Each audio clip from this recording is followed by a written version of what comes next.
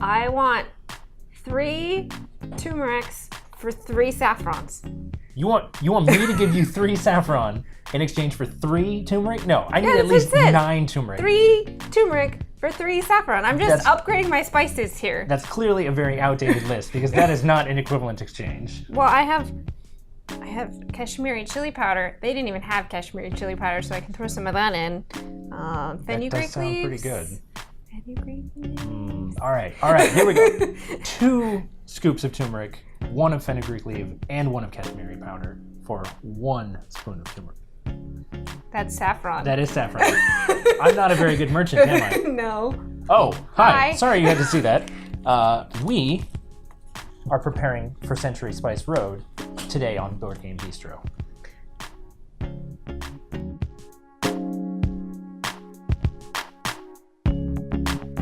Century Spice Road serves 2 to 5 players, and it's got a really easy, quick mealtime, under an hour, 30 to 45 minutes.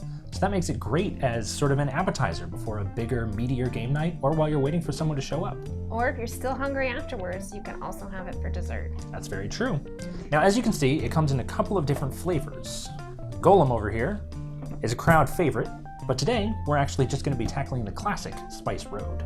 Essentially, the rules are identical for both versions of the game, so you can get either one and have just as great a good time. Let's start where any good recipe should, with the ingredients.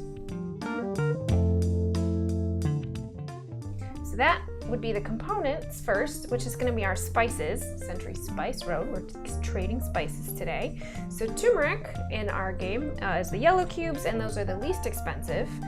This is all based on what was the cost of the spice at the time the game is set. I realize we're not role-playing, but it's still historic, so there's some different things. For example, saffron here is our second cube. That's our red cubes. Saffron right now, per our earlier discussion, is one of the most expensive spices, one of the most expensive substances you can get, period. Pretty much. In the world. But it's the second cheapest, actually, in this game. Next up is cardamom. I love cardamom. It's just a little bit sweet. If you can get cardamom ice cream, I highly recommend it. And because it's a little bit sweet, it was a little bit more expensive at this time. And then cinnamon, actually, which is very easy to find now, was highly valued at the time of this game because it is very sweet, and they would use it actually to disguise the taste of rancid meat. Because they didn't have refrigerators, things didn't keep as well, so you could hide the taste of things back then. It's true, that happened. I mean, that certainly sounds better to me. I mean, if I'm eating rancid meat, I don't want to know about it. I would much rather taste cinnamon. Right. All right, so to get these spices, we have our merchant cards. Everyone starts with 2 merchant cards. They're the ones with the little purple edges on them. And then we'll explain how you acquire the other merchant cards throughout the game. Essentially, your merchant cards have 3 functions. You can earn spices, just straight up earn, go out and pick them. See, our little people are picking them outside. Very thematic. And this is a 2 turmeric card. Everybody starts with a 2 turmeric card. Or you can call them yellow cubes, but I do tend to default to that. Yeah. It's just easier to remember for me personally. And you also start with an upgrade card. So this is an upgrade 2 card. So I can either upgrade 2 cubes once, so 2 turmerics for 2 saffron, or 2 saffron to 2 cardamom, and so on. Or you could upgrade 1 cube twice. So I could go straight from 1 turmeric all the way to 1 cardamom. The other cards that you can earn throughout the game are trading cards. So for example, this card allows me to turn in 1 cinnamon for 2 cardamom. And it all depends on what kind of engine you're going to build, because you are ultimately trying to get the points cards. That's right. Trading is really the most influential aspect of the game because you're going up, you're going down. It gives you the versatility that you need to acquire these very fancy points cards. So as you can see, each points card has a value, in this case 17, as well as a number of spice cubes that it requires. 2 yellow, turmeric, 2 green, cardamom, and 2 brown, cinnamon in this case. Each of those cubes has an approximate value that's pretty static, so brown is always going to be worth the most points, which is why you have this very specific order of placement, upgrade, and appearance on points cards like this. So you're going to be trading up, you're going to be trading down, all in search of these points cards. There are a few other things that give you points. Those are coins. So you've got silvers here, you've got golds here. These are going to be worth an extra 3 points for gold, 1 point for silver, and you can acquire those throughout the course of the game as you purchase the points cards in these first 2 slots. So as you can see here, we've got 6 merchant cards to set up, 5 points cards to set up, and the last card, the last ingredient, are caravan cards. Each player is going to receive one of these. They have 10 square spaces for cubes, and in this case, mine has a little small symbol in the corner that denotes first player. I do not have a symbol. That's right. Wouldn't do to have 2 first players. That'd just be No. confusing.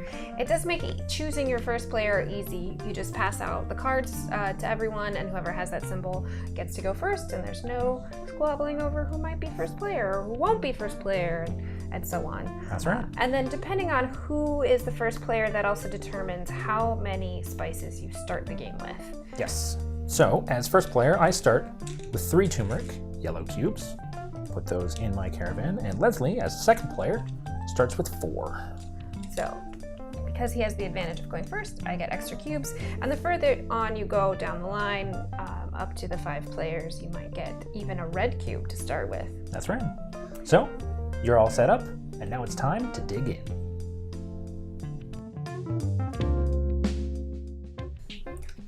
All right, let's dig in. So, in this game, you can take one of 4 actions. They are all very simple, and the game actually goes pretty quick as a result. So, the number 1 action, probably what's going to happen first, is you can claim any of these cards. Yes, I said any, if you can afford it. So, the first card here is going to be free. I can pick it up and put it in my hand, slide down the rest of the cards, and then it goes to the next player. And this is a trading card, so I could use this card to trade 5 turmeric for 3 cardamom. Pretty good trade, actually. Very high value. Yeah. Or if I say, because I know that every card in this deck is completely unique, and I know that this happens to be the only other upgrade card in the entire deck, which caught me by surprise when I played it the first time, I might want to take this one instead. So what I can do is take spices off of my card and put 1 on each card up to the one I want to take, and then take this one and put it into my hand. And then I could slide these down, and it would move on to the next person's turn. And if that next person wanted to take that first card, they would also take the spice that is on the card as well. That's exactly right. So you have to think about it not just in terms of what you're giving up, in terms of the spice cubes that you leave, but what you're possibly giving to your opponents when they take those cards. However, I'm not going to acquire a merchant card. Instead, I'm going to take a different type of action, which is to play a card. So I'm going to play this card from my hand, a 2 turmeric, 2 yellow card, which is going to allow me to acquire 2 yellow cubes straight from the supply. Like we mentioned in the ingredients section, you've got a couple of different types of merchants. I could also have played a card that allowed me to trade up or down, or a card that just allows me to upgrade straight from one type of cube to another. But I really want to get some more cubes on the board. Now the 5 turmeric card would be very useful because you have 5 turmeric that That's you could very make true. into 3 cardamom, but you don't have that card. Sad day. Yep. So the next action you can take is, as you've played several rounds, you will have accumulated different spices. So we're going to say that I have 2 extra. Well, you're going to say that. I am going to ask you to play a card to account for that, but Well, maybe another time. I don't have any cards that can give me those cardamom right now, but we're going to pretend that I have them. I'm going to look the other way. So if I had accumulated the 2 turmeric and the 2 cardamom, 2 yellow and 2 green, I could then take this card, put it down, face down, because we don't want to calculate points. And then I would also get the 1 coin that goes with it, and then just like the merchant cards, these would slide down, and this would flip over. That's right. And so that's all there is to acquiring a points card. The final type of action is resting. So you may notice that we have a finite number of action cards in our hand, and in fact I only have 2 because I didn't acquire a 3rd to begin with. So resting allows you to pick up all of the cards from your play area, return them to your hand, and that's it. That's your entire turn. So there's a high opportunity cost for doing that, but at a certain point you're just going to have to because you need those cards back in order to acquire, upgrade, and trade for more cubes. I think it's also important to point out that there's not a limit on how many merchant cards you can acquire throughout the game. So for example, if you just want some extra spices, and somebody has left some spices out on those cards, you can take that card and never use it. It can sit in your hand. It doesn't get in the way. It's not like a deck builder that takes up space. So feel free to do that. Completely valid strategy. Absolutely. Never leave spice cubes on the table. That's, well, not the first rule, but it's certainly a good rule of Century Spice Road. So, game end scoring. The game ends when, within a two to three player game, the game will end when someone has 6 points cards. In a 4 to 5 player game, you end at 5. That's right. So once the game has ended, you complete the round, making sure that everyone has exactly the same number of turns. And then scoring is extremely easy. Once the game has ended, you flip over your cards. As we mentioned, every points card has a points value.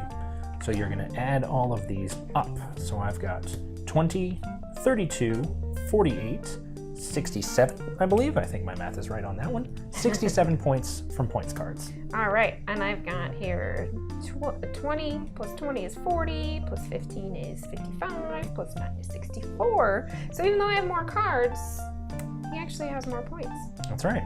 I have very valuable points cards, even though I didn't quite make it to the same total that she had. But points cards aren't the only things. We've also got coins. So I have 1 gold and 1 silver coin for a grand total of 4 points from coins. And I have 3 gold and 1 silver, which gives me 10 points. So that takes me to 74. And that takes me to 71. So you've surged ahead. All right, and then we still get points for our extra components. So you get 1 point per extra component with the exception of the yellow ones. So you can take the yellow ones and get rid of them, and then I have extra 4 here, which takes me to 78. But I have 2 turmeric. Yeah, that doesn't give you anything. Oh. Yeah, sorry. Well, my 3 points from cubes is going to bring my total up to, what did I say, 71 previously? Yeah. I think I'm at 74 now.